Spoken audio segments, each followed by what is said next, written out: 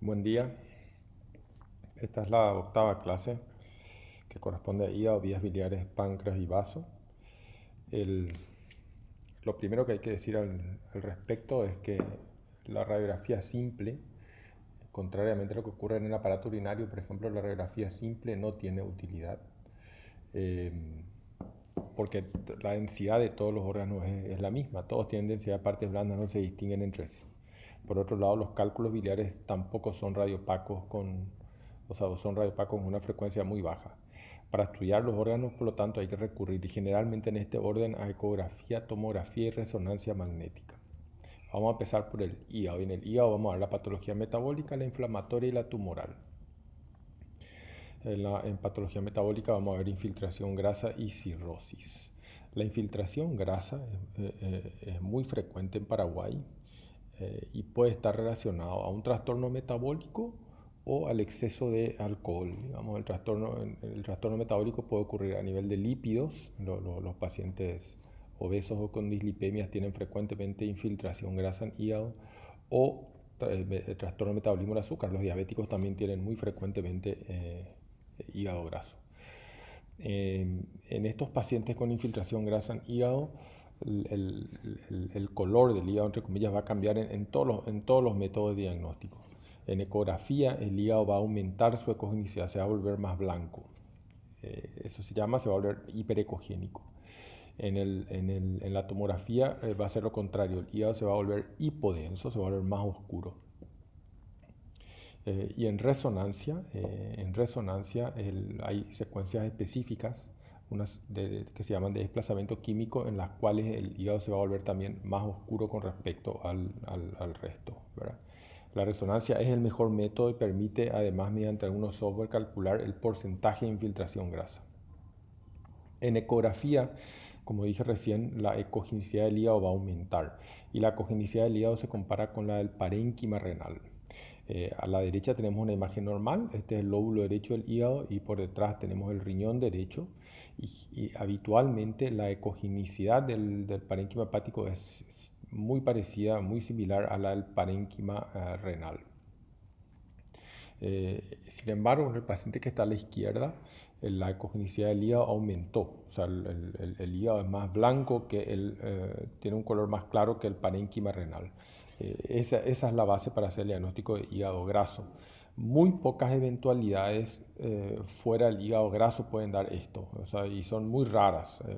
Son muy raras. Por lo tanto, en general se asume, y así informamos lo que hacemos de ecografía, se asume que cuando la ecogenicidad del hígado aumenta con respecto al riñón, como en estos dos casos de abajo, arriba tenemos un ejemplo normal, abajo tenemos dos casos patológicos, cuando la ecogenicidad del hígado aumenta con respecto al parénquima renal, se asume que es hígado graso.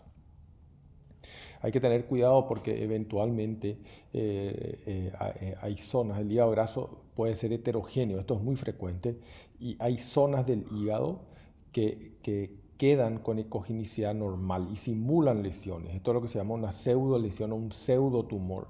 El, el, Llama la atención porque todo el entorno, todo el hígado tiene ecogenicidad aumentada y esta zona que típicamente está en la zona central del hígado, delante de la vena porta, que es esta estructura que está acá, aparece de color oscuro.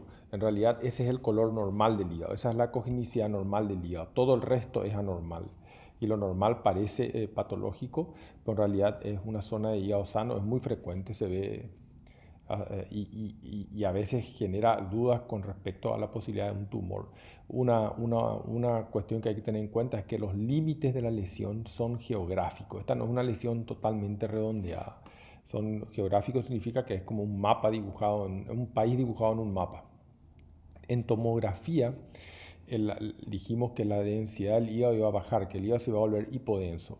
Y el hígado se compara en tomografía no con el riñón, sino con el vaso. El hígado y el vaso tienen habitualmente una densidad similar. Cuando el hígado se infiltra con grasa, la grasa tiene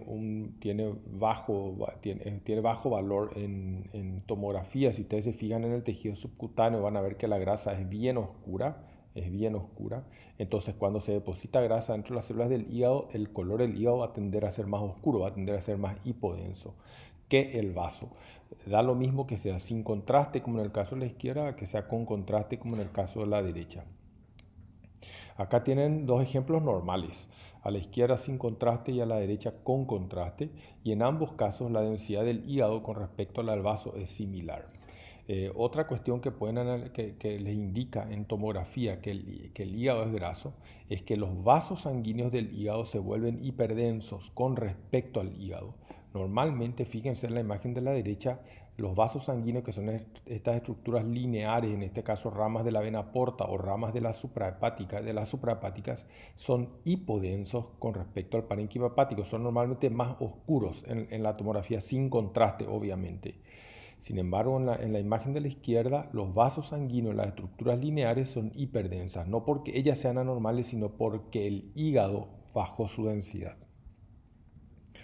De nuevo acá tenemos una pseudo lesión, esta área hiperdensa en el hígado de límites claramente geográficos, no son límites redondeados como si fuera un tumor, son límites geográficos. Esta es la mejor manera de escribir. Corresponde a una zona de hígado que que no tiene grasa, el resto tiene grasa. En resonancia magnética hay unas secuencias que se llaman de desplazamiento químico. En T1 ven que la grasa es bien brillante. La secuencia es la misma, a la izquierda y a la derecha, solo que a la derecha se aplica unos cambios en la secuencia que hacen que la grasa pierda la señal. Entonces, todo lo que tiene grasa va a caer, se va a volver más oscuro. Fíjense la intensidad de señal del hígado a la derecha con respecto a la izquierda. Cae claramente y quiere decir que tiene grasa. Y esto hasta se puede calcular. De nuevo, hay una zona que no cae la señal, que es una zona de hígado sano, típicamente en el centro del hígado. Vamos a entrar a la cirrosis. La cirrosis se define. En la cirrosis hay un fenómeno de muerte celular, de inflamación y muerte celular, ya sea por un tóxico, como en el caso del alcohol, o por un fenómeno autoinmune, como en el caso de la cirrosis de origen autoinmune, o por virus, o por medicamentos, o por otros tóxicos. En cualquier caso, el fenómeno inicial predominante es que algo está atacando a los hepatocitos, a las células hepáticas, provocando inflamación primero y muerte de ellas. Y estas células muertas son reemplazadas por fibrosis y por nódulos de regeneración, por dos cuestiones. Los hepatocitos que quedan se aumentan en tamaño y en número en forma relativamente nodular y el resto hay bandas cicatrices fibrosas. Por eso el hígado se va a volver heterogéneo y de contorno irregular, porque los hepatocitos organizados de manera normal son reemplazados por estas cicatrices fibrosas y por los nódulos que son pseudonódulos que corresponden a la reparación del hígado o a la respuesta del hígado a la agresión.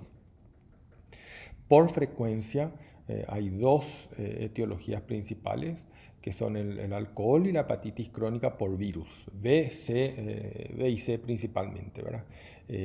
También hay mucha cirrosis, acá falta, en Paraguay hay mucha cirrosis por hígado graso. El hígado graso, esto me olvidé decir cuando hablé recién, el hígado graso es algo a lo que no se le daba mucha importancia hasta hace un par de años, hasta el momento en que se descubrió que el cierto porcentaje de pacientes con hígado graso, generalmente aquellos que tienen una forma severa de infiltración grasa, pueden evolucionar a cirrosis. ¿Okay? Y entonces a partir de ahí se le dio importancia y se le insiste a estos pacientes que disminuyan sus factores de riesgo, que bajen de peso si es que tienen sobrepeso o que corrijan la diabetes. Obviamente sabemos ya desde hace tiempo que el hígado graso por alcohol puede evolucionar a cirrosis.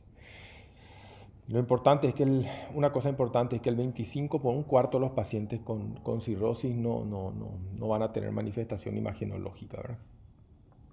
Es un diagnóstico relativamente complicado. Acá con este dibujo voy a tratar de explicarles qué es lo que ocurre en la cirrosis, qué cambios vamos a encontrar. En rojo tienen el hígado se va a volver pequeño y dismórfico. Les voy a explicar qué significa eso dentro de un rato, con contorno irregular, ¿verdad? El principal signo imagenológico de la cirrosis es el contorno del hígado, que normalmente es liso, se vuelve irregular. Y esto que está en azul es el sistema venoso portal. El sistema venoso portal está constituido por la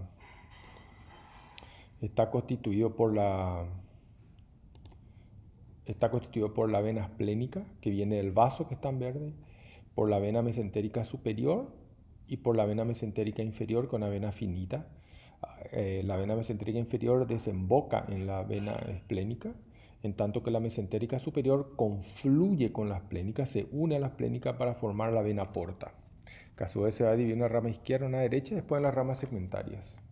El flujo portal es normalmente hepatópeto, quiere decir circula hacia el hígado. En este caso, en la vena mesentérica superior va a ir hacia arriba, en la esplénica va a ir hacia el hígado. En la mesentérica inferior igualmente. Hacia arriba, y en la vena porta va a entrar hacia el hígado.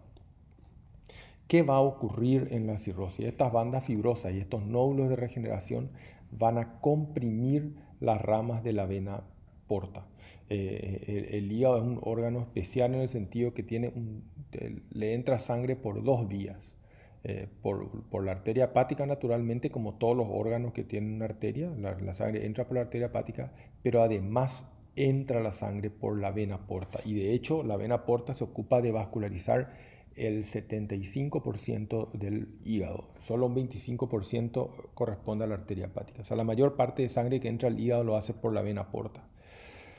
Y en la vena porta hay mucho menos presión que en la arteria. Por lo tanto, si yo empiezo a comprimir estas cañerías dentro del hígado, lo que voy a lograr es que aumente la presión dentro de estas cañerías más grandes. Esto se llama hipertensión portal. La principal consecuencia desde el punto de vista práctico de la cirrosis es la hipertensión portal, y se da por la compresión de todas las ramas de la vena porta dentro del hígado. Es de nuevo un sistema de cañerías. De cañería elástica, yo comprimo esas cañerías, la presión dentro del sistema aumenta tratando de seguir metiendo sangre dentro de la vena porta. Y obviamente esto va a tener un límite. Va a llegar un punto en que la presión va a aumentar tanto dentro de la vena porta que la sangre se va a escapar. De la vena porta y va para llegar al sistema sanguíneo de la forma que sea. Y ahí es que se desarrollan colaterales. La más temida es la salida de sangre acá de una vena que se llama coronaria estomática hacia varices esofágicas. Por acá pasa el esófago. La sangre sale acá, se va a varices esofágicas. Otra vía es de la rama izquierda, la vena porta, a la vena paraumbilical, a la pared abdominal, y de ahí a la vena epigástrica. Hay desde el vaso hacia el estómago, y hay otras vías de colateralización. La más temida es esta, las varices esofágicas, porque se pueden romper y sangrar, y el pronóstico de los pacientes con cirrosis está muy condicionado por estas varices esofágicas que sangran. Eso es básicamente lo que ocurre. Dentro del hígado también, fíjense, la rama derecha es más larga que la izquierda, por lo tanto, al tener un trayecto más largo, es más comprimida que la izquierda. Por eso en la cirrosis es muy típico que el lóbulo izquierdo se hipertrofie, porque la sangre entra mejor al lóbulo izquierdo. Como el trayecto de la vena es más corto, llega más fácil al lóbulo izquierdo, el lóbulo izquierdo se hipertrofia y el lóbulo derecho tiende a atrofiarse. O sea, esto es lo que se llama la dismorfia. Normalmente en un hígado normal el lóbulo derecho es mucho más grande que el izquierdo, y en los cirróticos el lóbulo izquierdo es al menos del mismo tamaño y a veces más grande que el lóbulo derecho. Entonces, con esto vamos a saber los hallazgos, vamos a tener idea de qué vamos a encontrar en las imágenes. Y en las imágenes de la cirrosis hay dos columnas de hallazgos: los hallazgos propios de la cirrosis y los hallazgos de la hipertensión portal. La cirrosis en sí va a dar un hígado dismórfico, como dice acá abajo, con atrofia del lóbulo derecho y hipertrofia del izquierdo, heterogéneo y de contorno nodular. Y la hipertensión portal va a dar, lo más importante, la derivación portosistémica. O sea, vamos a ver varices esofágicas, vena paraumbilical, varices gástricas, etc. Este signo es el único que permite afirmar. Cuando nosotros vemos derivación portosistémica, estamos seguros que hay hipertensión portal. Si yo a un paciente le hago una endoscopía y veo varices esofágicas, yo estoy seguro que tiene una hipertensión portal. Todavía no sé si es cirrótico o no, pero sí sé que tiene hipertensión portal, porque puede tener una trombosis de la vena porta, por ejemplo, y no cirrosis. Los demás signos están presentes en la hipertensión portal, pero no son específicos. Por ejemplo, la citis. Podemos tener citis por hipertensión portal o por otras causas. La esplenomegalia. Obviamente el paciente, al haber hipertensión portal, el vaso no va a poder liberar su sangre fácilmente y se va a agrandar. La esplenomegalia es otro signo.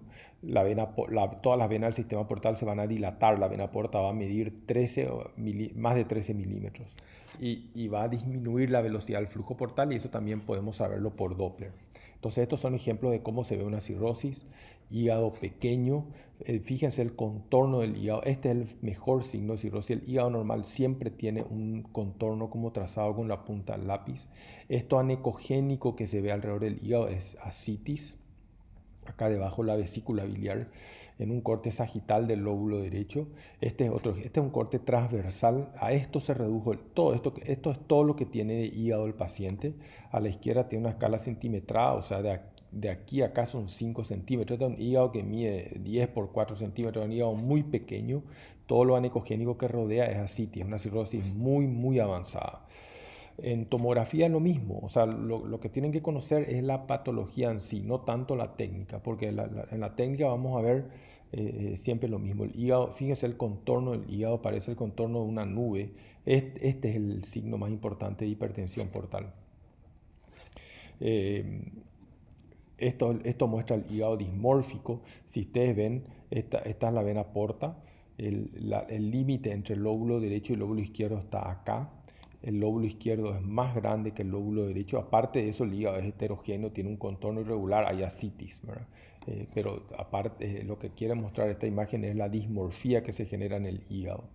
De nuevo, otro ejemplo de dismorfía, el límite entre el lóbulo derecho y el lóbulo izquierdo. Ustedes se recuerdan la H en la cara inferior del hígado, la rama horizontal de la H es la vena porta, y el límite pasa a la izquierda de esa rama, de esa rama horizontal.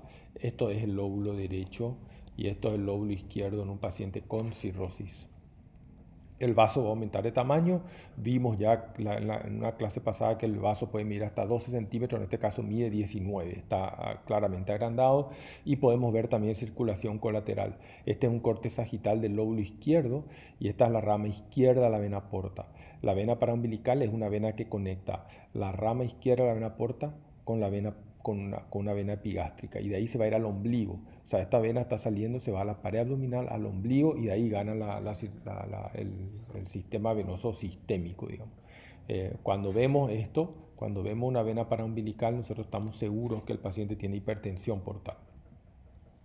La cirrosis tiene complicaciones, esto tienen que saber bien, porque el paciente en Paraguay se va al hospital cuando se complica, sobre todo el cirrótico.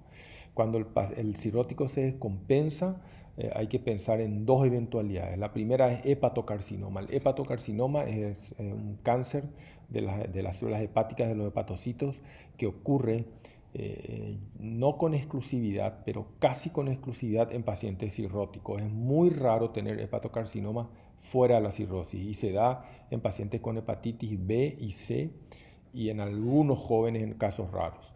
En cualquier caso, casi siempre son pacientes cirróticos. Por eso al cirrótico se le hace cada 6 meses una ecografía para depistaje de hepatocarcinoma. En cualquier paciente cirrótico, cuando aparece un nódulo, hay que pensar en hepatocarcinoma. Y por otro lado, cuando este nódulo crece lo suficiente, descompensa al paciente y el paciente va al hospital. Este es un paciente cirrótico, se le hizo una ecografía y se encontró un nódulo de 3,8 centímetros. Cuando aparece esto, imperativamente hay que hacer una tomografía o una resonancia. Y si el nódulo es hipervascular, en la fase arterial capta el contraste y se vuelve hiperdenso, eso es un hepatocarcinoma, hasta prueba lo contrario. La segunda complicación es la trombosis de la vena porta. Obviamente el flujo portal, como vimos en el dibujo, aumenta el flujo, la presión, disminuye la velocidad de flujo portal, y si disminuye lo suficiente, puede ocurrir que la vena porta se trombose. Y eso se diagnostica fácilmente por ecodoppler. En la imagen de la izquierda, una imagen en blanco y negro, ustedes ya ven que dentro de la vena porta hay un material de color diferente al resto. Esta es la cognición normal de una vena, acá hay algo diferente. Y cuando se prende el color, eso no tiene señal, por lo tanto hay una trombosis de la vena porta en un paciente cirrótico como complicación. Obviamente, cuando se trombosa la vena porta, todo se descompensa porque la presión portal aumenta de forma exponencial y de un momento al otro. El paciente sangra sus varices, desarrolla citis, etcétera, etcétera. Las hepatitis no son indicación, la hepatitis aguda, digamos, no es indicación de imágenes, ningún tipo de hepatitis aguda por ningún virus o por medicamento, por lo que sea, no tiene indicación de imágenes. La hepatitis crónica sí es indicación de imágenes porque vimos que la hepatitis crónica puede ir a cirrosis y desarrollar hepatocarcinoma. Y en la hepatitis aguda, de hecho, no hay alteraciones imagenológicas, ¿verdad? La otra patología inflamatoria que sí amerita imágenes es el absceso hepático.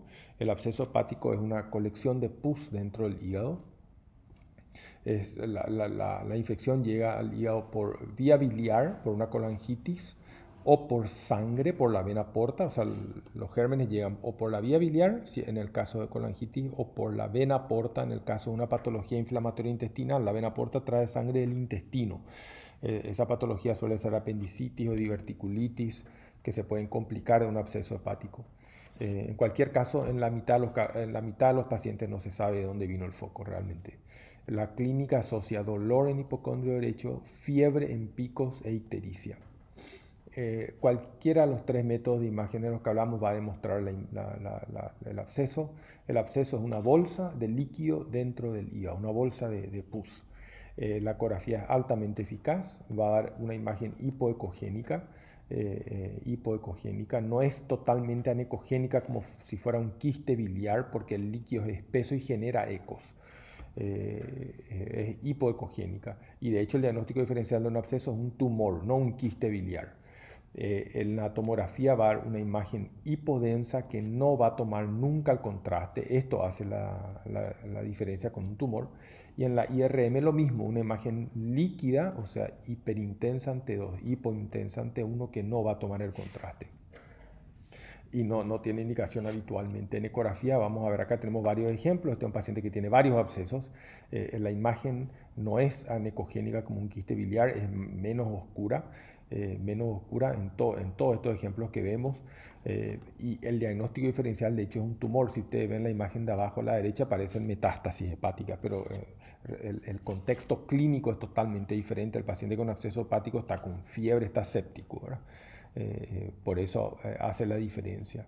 Aquí tienen, este es un ejemplo de un absceso hepático a la izquierda y un quiste biliar a la derecha. El quiste biliar es totalmente anecogénico y totalmente homogéneo. El absceso, sin embargo, tiene un contenido ecogénico. Un signo importante es el reforzamiento acústico posterior. Todo lo que sea líquido genera lo contrario a una sombra, genera una sombra pero blanca, eso se llama reforzamiento acústico. Se ve tanto en el absceso como en el quiste. Esto permite el diagnóstico diferencial con un tumor, pero se ve, mientras sea líquido, se ve este reforzamiento. En la tomografía vamos a ver una imagen hipodensa que no va a tomar el contraste nunca. Fíjense que tiene como una especie de corona que sí toma el contraste. Pero el contenido líquido obviamente no tiene sangre, no va a tomar el contraste. A veces los abscesos son múltiples como en estos casos, hasta parecería metástasis, pero no toman el contraste en ningún caso, ni siquiera en la fase tardía. Y en resonancia lo mismo, en las secuencias T2, a la izquierda, arriba a la izquierda en T2, las imágenes son hiperintensas, tipo líquido. En el T1 prácticamente no se ven en este caso. Y STIR es un T2, de nuevo son hiperintensas, y luego de la inyección de gadolínio las imágenes quedan negras, no toman el contraste. Son abscesos diminutos, muy pequeños en el lóbulo derecho del hígado.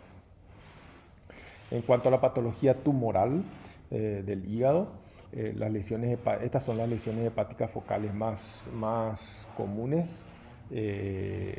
Disculpen el ruido de fondo.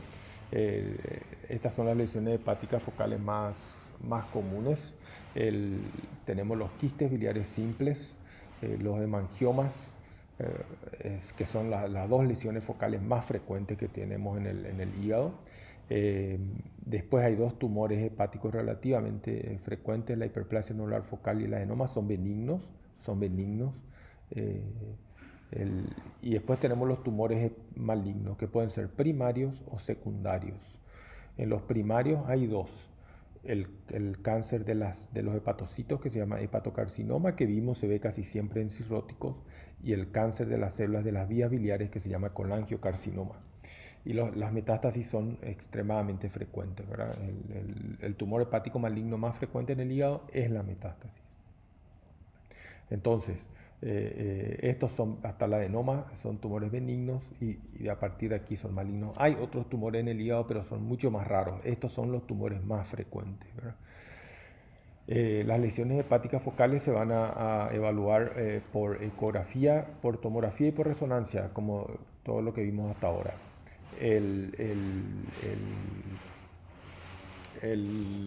La tomografía, generalmente se empieza por ecografía y después se pasa a tomografía o resonancia magnética nuclear. A favor de la tomografía es difícil, yo me inclino, acá están todas las ventajas y las desventajas, ¿verdad? Pero la resonancia es un poquito mejor, hay 2 o 3%, o sea, de sensibilidad. La resonancia es 92%, la tomografía 90%. En realidad son competitivas y depende de lo que uno dispone, ¿verdad? Obviamente ambas tienen algunas contraindicaciones y algunas ventajas. Lo más importante es que la semiología es la misma en los dos métodos, es muy parecida en los dos métodos. Y para entender la semiología, cómo vamos a ver un tumor hepático, hay que entender cómo se vasculariza el hígado. Ya hablé algo de esto hace un rato. El hígado va a recibir un doble aporte sanguíneo. 3/4 de la sangre que entra al hígado entra por la vena porta y 1/4 aproximadamente entra por la arteria hepática. Ahora, eso es para el hígado normal. Para los tumores, no. Todos los tumores son vascularizados por la arteria hepática, todos. Y van a dividirse en hipervasculares o hipovasculares, hiper o hipovasculares. Entonces, ¿qué es lo que hacemos para detectar un tumor? Para detectar un tumor nosotros tenemos que generar el mayor contraste posible entre el tumor y el resto del hígado. Entonces, el hígado, cuando inyectamos contraste, no vamos a mirar la lesión focal, vamos a mirar solo el hígado. Cuando inyectamos contraste a través de una vena, el contraste de una vena periférica, el contraste va a llegar al corazón, va a salir por la red arterial, por la aorta y sus ramas, y va a llegar, al hígado. Primero va a llegar por la arteria en lo que se llama la fase arterial y luego va a llegar por la vena. A los 30 segundos está en la arteria, a los 60 o 70 segundos está en la vena el contraste. A los 30 segundos se llama fase arterial y a los 60 o 70 segundos se llama fase venosa. Normalmente, si un órgano está vascularizado solo por la arteria, digamos, las células van a tomar contraste en esa fase. En el hígado, las células toman el contraste, el hepatocito normal toma el contraste en la fase venosa, porque la mayor parte de la sangre entra al hígado por la vena porta. Entonces el hígado va a ser blanco en esta fase. Va a ser más blanco, digamos, en la fase venosa. ¿Qué pasa con los tumores? El tumor se va a vascularizar por la arteria hepática. Entonces, si es hipervascular, el ejemplo de la izquierda es para un tumor hipervascular. Si el tumor es hipervascular, el tumor se va a poner blanco, en la fase arterial sobre un fondo negro. Todavía el hígado todavía no tomó el contraste, va a estar gris, digamos, y en ese momento la contrastación va a ser mayor, el contraste entre el tumor y el hígado va a ser mayor. ¿Qué pasa con los tumores hipovasculares? El tumor hipovascular no toma el contraste, se queda siempre negro. Entonces, la mayor contrastación entre tumor y hígado se va a dar en la fase venosa, porque el hígado se va a volver más blanco en esta fase y el tumor va a seguir estando oscuro. En la fase arterial no, porque el tumor no tomó el contraste, pero el hígado tampoco. O sea, esto es lo que se llama la tomografía trifásica del hígado, y esta es la base racional para hacer, ¿verdad? Se inyecta contraste y se adquiere en tres fases diferentes. Entonces, volviendo a nuestro tema de lesiones hepáticas focales, vamos a empezar por ecografía y vamos a ver, esta es la forma en que se comporta cuando se inyecta contraste. El quiste biliar es una bolsa de líquido, es avascular, nunca va a tomar el contraste.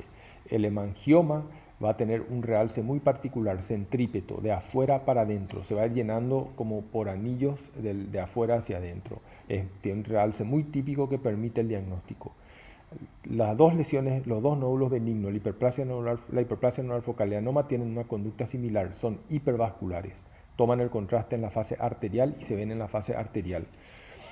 De los tumores malignos primarios, el hepatocarcinoma es hipervascular, es un nódulo hipervascular, pero que asienta sobre hígado cirrótico, y tanto que el colangiocarcinoma es hipovascular. Y las metástasis son en su mayoría hipovasculares, pero son múltiples habitualmente. Entonces, con esto ustedes pueden ver que nosotros, y de hecho las imágenes hacen el diagnóstico particular de estos nódulos con altísima certeza. Ya no hace falta biopsiar esto habitualmente. Entonces, si tenemos un nódulo, el quiste biliar es un nódulo avascular, es una lesión avascular que se diagnostica por ecografía. El hemangioma también tiene un aspecto ecográfico muy típico que permite el diagnóstico, pero si hay dudas, el realce es centrípeto y permite el diagnóstico. Los dos nódulos benignos son nódulos hipervasculares en un hígado sano. Hay un tipo de contraste en resonancia que permite la diferencia entre los dos. El hepatocarcinoma, si tenemos un nódulo hipervascular en un hígado cirrótico, el diagnóstico está hecho. El colangiocarcinoma es un nódulo único hipovascular y las metástasis son hipovasculares. Esto es un ejemplo simplista, pero es más o menos el concepto. Vamos a ver ejemplo. El quiste biliar simple es un diagnóstico ecográfico, es una imagen anecogénica sin ecos, homogénea, que genera reforzamiento acústico posterior, como vimos recién. En un paciente que no tiene fiebre, esto es diagnóstico, digamos, ¿verdad?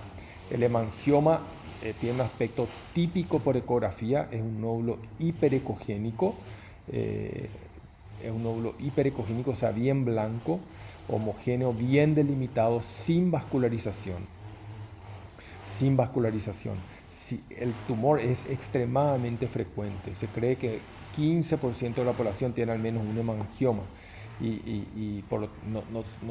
No hay que hacerle tomografía y resonancia a estos pacientes. Este criterio acá abajo es muy importante. Si vemos un nódulo con todas estas características que están acá arriba en un paciente sano, o sea, sin antecedentes de cáncer, y sin anomalía laboratorial, la ecografía es suficiente para el diagnóstico.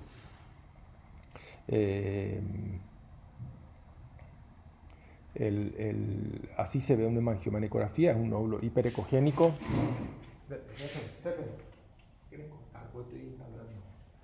El nódulo es hiperecogénico, homogéneo, bien delimitado en un paciente sano, sin antecedente de cáncer y sin anomalía laboratorial. Esto es diagnóstico de hemangioma. No tiene vascularización al Doppler. El hemangioma, esta es una característica también. En el 80% de los casos son típicos en ecografía, en algunos casos son atípicos. Y cuando son atípicos, hay que hacer o tomografía o resonancia, como en este caso, que no son homogéneos, son completamente hiperecogénicos homogéneos. Y en la tomografía o en la resonancia, el hemangioma va a llenarse en forma centrípeta. Acá tenemos un ejemplo, a la izquierda arriba sin contraste, hay una lesión que apenas se ve, y luego del contraste aparecen unas manchas en la periferia del nódulo. El nódulo en la fase venosa se va llenando y finalmente se llena casi completamente en la fase tardía. Esta forma de llenado centrípeto es típica de hemangioma y permite su diagnóstico. Lo mismo da en resonancia. En resonancia está la fase arterial arriba con una corona de contraste periférica. En la fase venosa esa corona se va ensanchando y finalmente los tumores se llenan de contraste en la fase tardía a los 10 minutos. Terminando de esta manera. La hiperplasia nodular focal y los adenomas tiene un aspecto muy similar, son nódulos, en ecografía no tienen ninguna especificidad, son nódulos como cualquier otro, pero que toman el contraste en forma masiva en la fase arterial. A la izquierda arriba sin contraste, se ve una lesión tenuemente hipodensa. En la fase arterial la lesión toma el contraste, se vuelve hiperdensa, y en la fase venosa se vuelve isodensa, no se ve más en la fase venosa, porque el hígado también tomó el contraste y equipara su densidad a la de la lesión. Acá tenemos el ejemplo, fase arterial, y en resonancia da lo mismo. Esto es sin contraste. Con contraste la lesión toma el contraste, se vuelve hiperdensa y finalmente se vuelve homogénea, prácticamente homogénea con respecto al hígado. El tumor maligno primario más común es el hepatocarcinoma, que se ve en un hígado cirrótico. Es el típico ejemplo, el típico proceso de muchos de los tumores malignos del cuerpo, como por ejemplo el carcinoma epidermoide en el pulmón.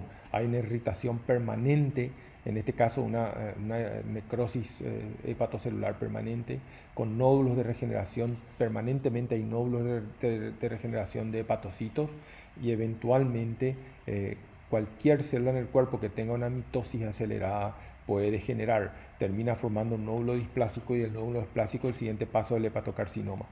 En un paciente cirrótico, este es un dogma, en un paciente cirrótico, todo nódulo hipervascular que toma el contraste de más de 15 milímetros debe ser considerado como un hepatocarcinoma. En realidad tiene que cumplir dos condiciones.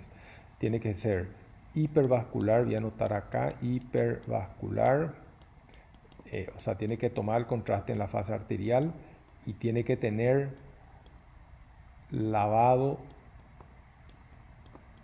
es decir, el tumor va a tomar el contraste en la fase arterial y se va a deshacer del contraste.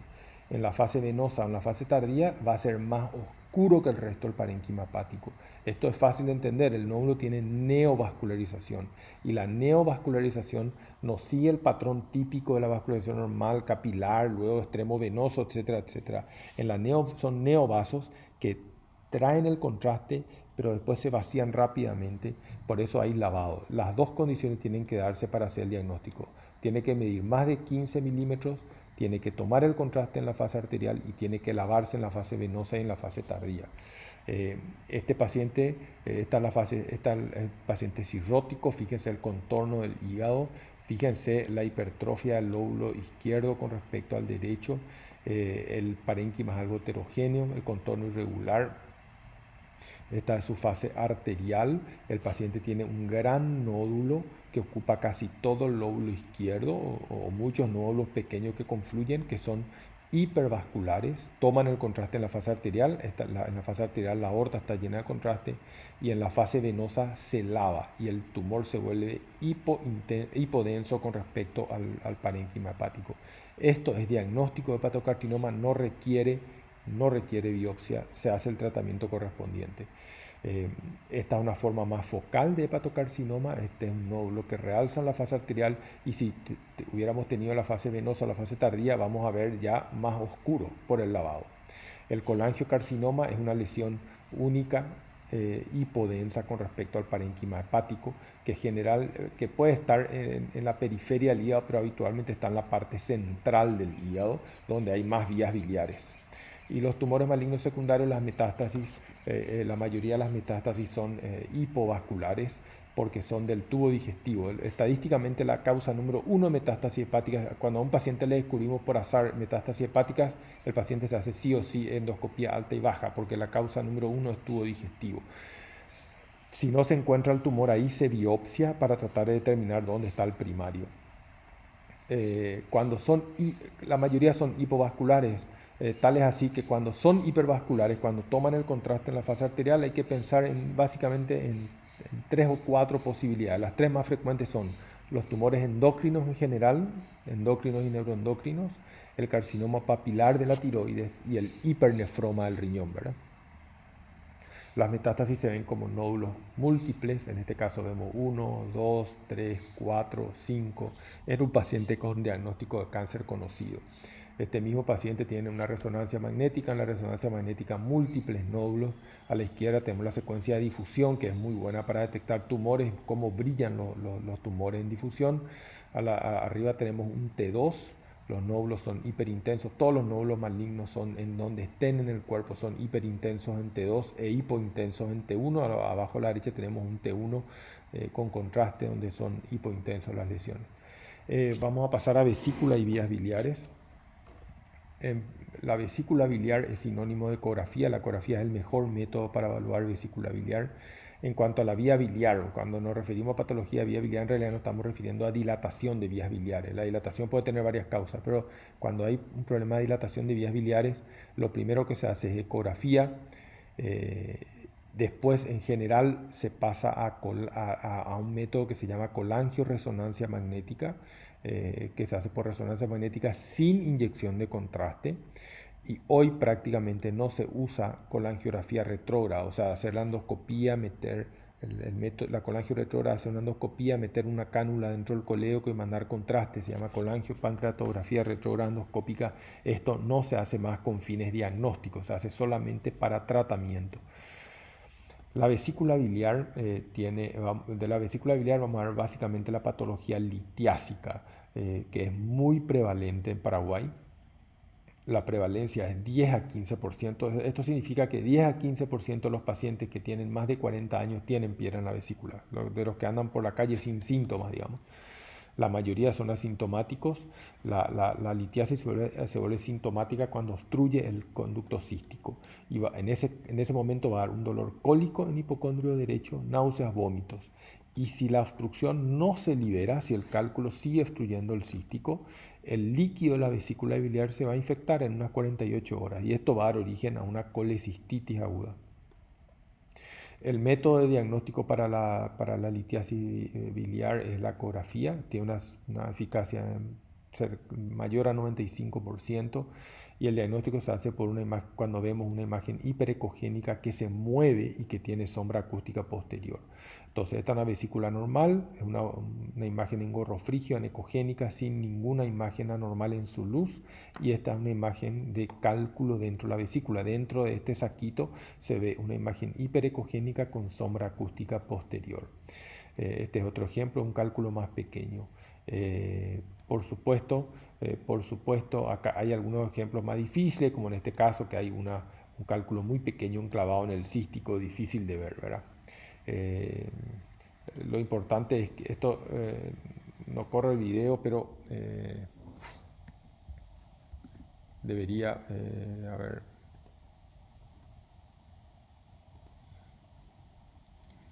debería, bueno, no corre el video, pero este video era para mostrar que estos cálculos se mueven cuando uno le moviliza al paciente. La colecistitis aguda es la complicación. La colecistitis aguda en el 99% de los casos es litiásica, es secundaria litiasis o por obstrucción litiásica. Hay algunos casos de colecistitis litiásica. Puede ser aguda o crónica. En la colecistitis aguda hay 4 signos ecográficos que se tienen que dar para hacer el diagnóstico. Primero hay que ver piedras, tenemos que ver litiasis. La vesícula está trancada, por lo tanto hay un aumento del volumen vesicular. La vesícula va a medir más de 10 centímetros de largo y más de 4 centímetros de diámetro. La pared se va a engrosar, se va a volver edematosa. La pared va a medir más de 3 milímetros. Y va a haber un dolor a la palpación dirigida de la vesícula con el transductor, lo que se llama signo de Murphy ecográfico, ¿verdad? Equivalente al signo clínico. Entonces, para hacer diagnóstico de colecistitis aguda tenemos que tener 4 elementos. Si uno falta, hay que dudar. Y son litiasis, aumento del volumen vesicular, engrosamiento de la pared y dolor. ¿Qué es lo que pasa en este paciente? La pared no es más fina, sino que está gruesa, va de acá hasta acá, va de ahí hasta ahí. la pared está engrosada, el paciente tiene dolor a la palpación dirigida y tiene piedras. Como ustedes ven, tiene un sedimento de piedras chiquititas dentro de la vesícula biliar. De nuevo, la pared engrosada de la vesícula, dolor, aumento de volumen y dolor. Este es un cuadro típico de colecistitis aguda.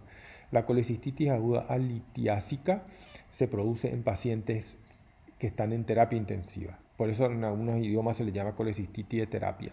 Y el paciente en terapia no come, obviamente, no hay una obstrucción mecánica de la vesícula, pero sí hay una obstrucción funcional. Al no comer, la vesícula no se contrae y ese líquido está estásico dentro de la vesícula y se puede infectar. A esto se llama colecistitis alitiásica. Entonces, conociendo cómo se forma la patología, uno puede entender que vamos a encontrar en la ecografía. El volumen está normal, la vesícula no está trancada, por lo tanto el volumen es normal. ¿Hay engrosamiento en la pared? Sí, porque la vesícula está infectada, el líquido está infectado, pero no hay litiasis y el dolor habitualmente no es evaluable. O sea, el diagnóstico es más difícil. Esta es una colecistitis alitiásica. El paciente tiene la vesícula tiene una pared gruesa, pero no está aumentada de volumen. Si ustedes ven, la luz es pequeña. Y obviamente no se puede investigar dolor. En cuanto a las vías biliares, generalmente para ver dilatación de vías biliares se empieza por ecografía y después se puede pasar a otros métodos. El más utilizado hoy es la colangioresonancia. Como vimos, la colangioretrógrada no se usa más. La vía biliar se puede dilatar básicamente por dos razones, por litiasis o por estenosis. Y las estenosis pueden ser benignas o malignas. La estenosis benigna más común es la postquirúrgica. A veces en la colecistectomía se daña la vía biliar y eso deja una estenosis que es benigna, y la maligna es por cáncer, ¿verdad? Hay tres tumores que dan obstrucción de vía biliar: el cáncer de páncreas, el cáncer de vías biliares o colangiocarcinoma y el cáncer de la ampolla de Vater. Sea lo que sea, lo que dilate, la dilatación da una imagen en caño de escopeta, en ecografía, en tomografía, en resonancia. Normalmente en el hígado, si se acuerdan de nuevo de la H, el palo horizontal de la H era la vena porta. Hay una sola rama. Cuando está dilatada la vía biliar, se suma un segundo caño, digamos, que es la vía biliar por delante de la vena porta. Eso da lo mismo que se haga un corte transversal, como en este caso, o que se haga un corte sagital, como en este caso. Hay un caño paralelo a la vena porta que aparece, que es la vía biliar. En este caso está dilatado porque hay cálculos en su interior. Fíjense, la semiología del cálculo es la misma en todos lados. Imagen hiperecogénica con sombra acústica posterior dentro del colédoco. Acá también había un cálculo en el colédoco. Otro ejemplo, colédoco lleno de cálculos, por eso estaba dilatado el sistema. En tomografía vamos a ver lo mismo. Hay en caño de escopeta, solo que uno de los caños toma el contraste, que es la vena porta, y los otros no, que lo que queda sin contrastarse corresponde a vía biliar. En la vía biliar hay bilis, no toma el contraste. Esto es más abajo, esto es lo que sería equivalente al corte ecográfico que vimos, una estructura canalicular que es la vena porta, en este caso toma el contraste, y por delante otra estructura canalicular que es la vía biliar que no toma el contraste. Se ve por tomografía o se ve por resonancia magnética. Aquí tiene un ejemplo de colangioresonancia magnética, la vesícula llena de litiasis, llena de cálculos, en este caso hipointensos. Acá tienen el colédoco dentro del páncreas, tienen el colédoco, y un poco más abajo dentro del colédoco aparece una imagen de las mismas características que la que vemos dentro de la vesícula, dentro de la luz coledociana. En las reconstrucciones coronales ven que son en realidad tres cálculos dentro del colédoco. La colangioresonancia tiene tan buena calidad hoy que reemplazó la colangioretrógrada. Esto es lo que se hacía antes. Se tenía que meter un endoscopio, canalizar el colédoco, y aquí es un ejemplo de un colédoco con muchas piedras en su interior. Vamos a pasar al páncreas. En el páncreas vamos a ver dos patologías: la pancreatitis aguda y los tumores. El páncreas es un órgano difícil de examinar. Fíjense, acá está removido el estómago, pero el estómago está delante del páncreas, sobre todo de la cola. Esto hace que muchas veces no se pueda ver bien por ecografía. Está profundo, retroperitoneal. Esto es un ejemplo que se ve tradicionalmente en ecografía. Se puede ver la cabeza generalmente el cuerpo, pero la cola ya no se ve porque el estómago genera una sombra que impide ver la cola. Esto es bastante clásico. Vamos a empezar por pancreatitis aguda. La pancreatitis aguda casi siempre es biliar, sobre todo en Paraguay. Y en este gráfico yo intento que entiendan por qué se produce una pancreatitis biliar, por qué un cálculo puede producir pancreatitis. Los cálculos vienen de la vesícula y la zona más estrecha, si logran pasar por el cístico, la zona más estrecha se da en la ampolla de Vater. En su porción final, el conducto biliar comparte aproximadamente 1 centímetro de trayecto con el conducto pancreático. O sea, el conducto pancreático y el biliar se van a unir en un trayecto de más o menos 1 centímetro antes de desembocar, antes de llegar al duodeno. Y ahí se tranca la piedra. O sea, cuando una piedra biliar se tranca abajo, está trancando también el conducto pancreático. El páncreas no tiene cápsula.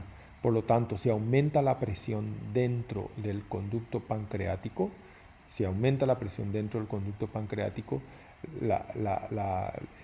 el líquido pancreático va a filtrar y no va a ser contenido por el páncreas. Va a filtrar, este líquido tiene muchas enzimas proteolíticas, empiezan a generar una digestión y luego desarrollan una cascada inflamatoria.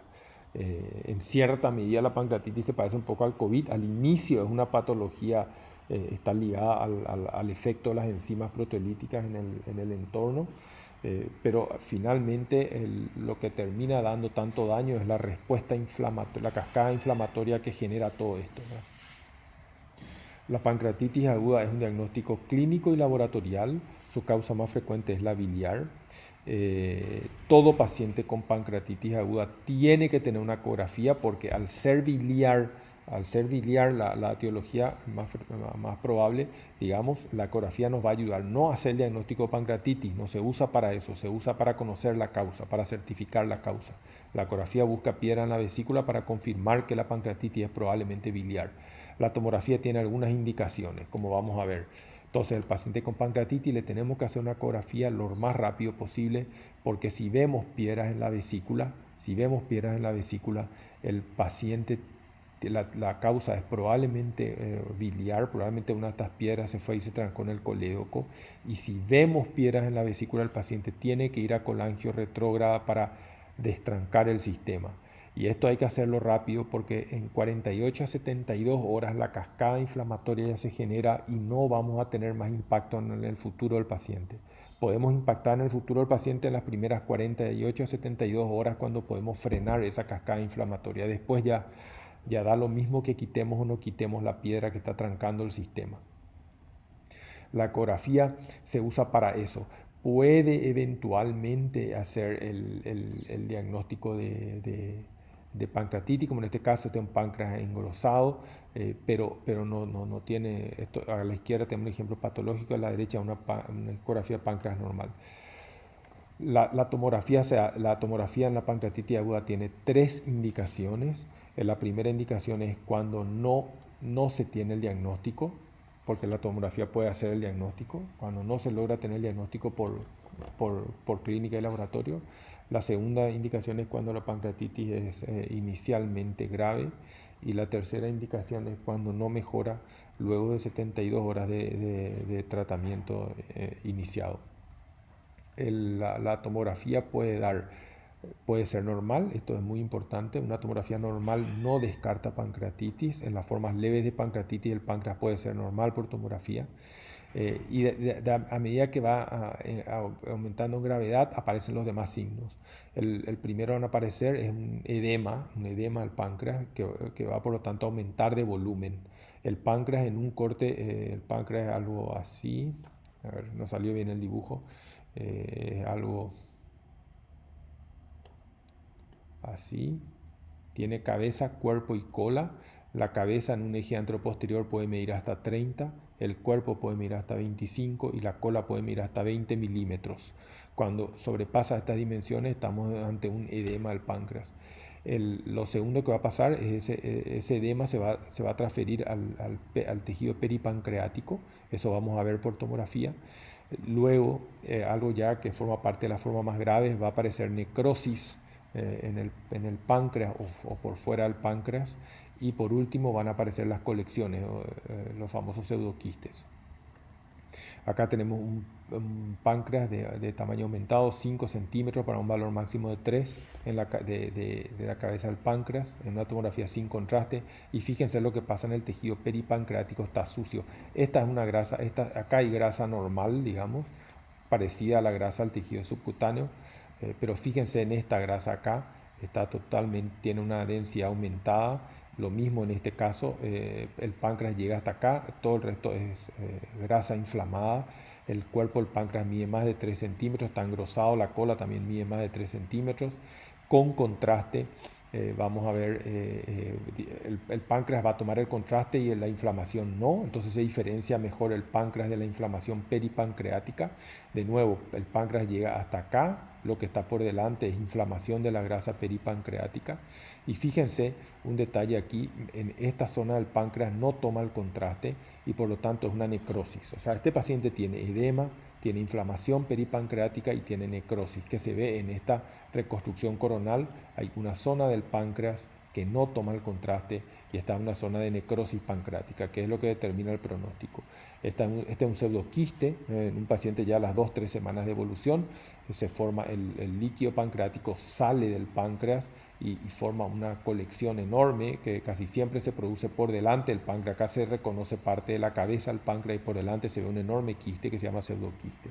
Los tumores pancreáticos son de diagnóstico malo por ecografía. En este caso tenemos, esta es la cabeza, voy a dibujar la cabeza del páncreas, esto es así, esto es más o menos así.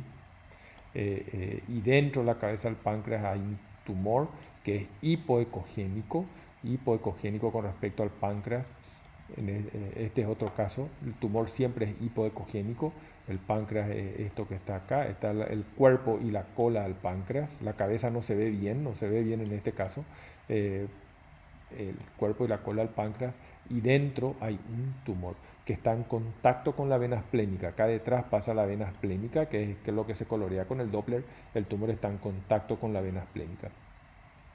En tomografía, los tumores, si están en la cabeza, van a dar dilatación de vía biliar, como vimos en este caso. Este es un paciente que tiene está ictérico, tiene una dilatación de vía biliar, porque en la cabeza del páncreas, acá está esta es la cabeza del páncreas, en la cabeza, gran parte de la cabeza del páncreas está ocupada por un tejido hipodenso, así como en la ecografía son hipoecogénicos, en la tomografía son hipodensos, que provocan no solo dilatación de vías biliares como vimos, sino también una dilatación del Wirsung. Esto es clásico en los tumores de cabeza de páncreas. El tumor de páncreas es un adenocarcinoma intracanalario, crece siempre dentro de un canal, por lo tanto obstruye el canal y dilata por detrás. El Wirsung está dilatado siempre en los tumores de cabeza de páncreas. Esto es lo que vemos en la reconstrucción coronal.